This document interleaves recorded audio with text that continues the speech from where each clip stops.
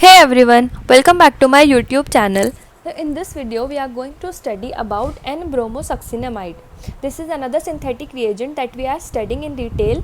We will be studying its nomenclature, its chemical and physical properties, its density, appearance and many more, and also the applications that are included in our syllabus. So the IUPAC name of N-bromosuccinimide is 1-bromo-2,5 pyrrolidine-idone. ठीक है, तो यह है हमारा इसका IUPAC nomenclature.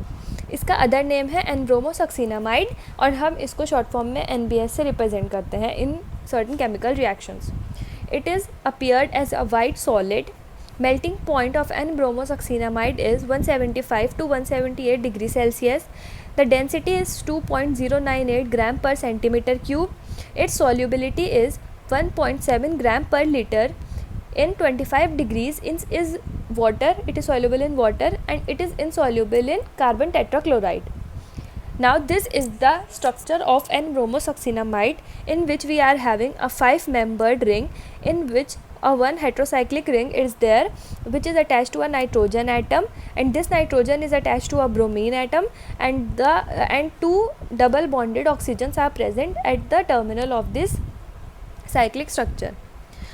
Now, the uses of N-bromosuccinimide include: it is used as a chemical reagent used in radical substitution and electrophilic addition reaction in organic chemistry. अब हम देखते हैं कि how is it prepared. The preparation method of N-bromosuccinimide. It is prepared by the help of succinamide. When the succinamide undergo bromination, it give N-bromosuccinimide.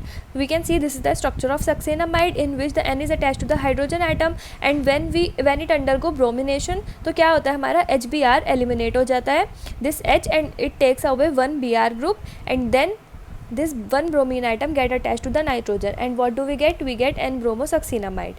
In laboratory, sodium hydroxide and bromine are added to an ice water solution of succinamide. The NBS, that is the N-bromosuccinimide product, precipitate and can be collected by filtration. So this is the preparation method of N-bromosuccinimide in laboratory. Now let's see what are the application of N-bromosuccinimide. The first application is addition to alkenes. It provides addition reaction to the alkenes, that are the double bonded hydrocarbons. We are having an alkene. It undergo reaction with N-bromosuccinimide in aqueous solvents, and what do we get? We get bromohydrins. Next is the allylic and benzylic bromination, in which we are having allylic or a benzylic group we have. It undergo reaction with N-bromosuccinimide and several other reagents, that is carbon tetrachloride, and it undergo reflux for 2 hours, and a bromine atom get attached to this position, and we get the required product. Let's see it in detail. Standard condition for using N-bromosuccinimide in allylic or benzylic bromination involve refluxing a solution of N-bromosuccinimide in anhydrous carbon tetrachloride with a radical initiator.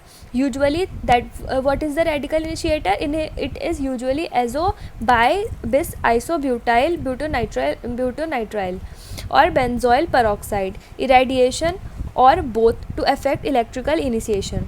The allylic and the benzylic radical intermediates formed during this reaction are more stable than other carbon radicals, and major products are allylic and benzylic bromides. This is also called Wolff-Ziegler reaction.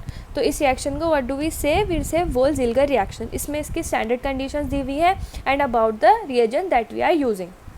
Now, other application include bromination of carbonyl derivatives. Carbonyl means we are having ketones and aldehydes, so uska bromination bhi we can do by the help of N-bromosuccinimide. N-bromosuccinimide can alpha brominate carbonyl derivatives via either a radical pathway or via acid catalysis. We are having a alpha brominate carbonyl derivative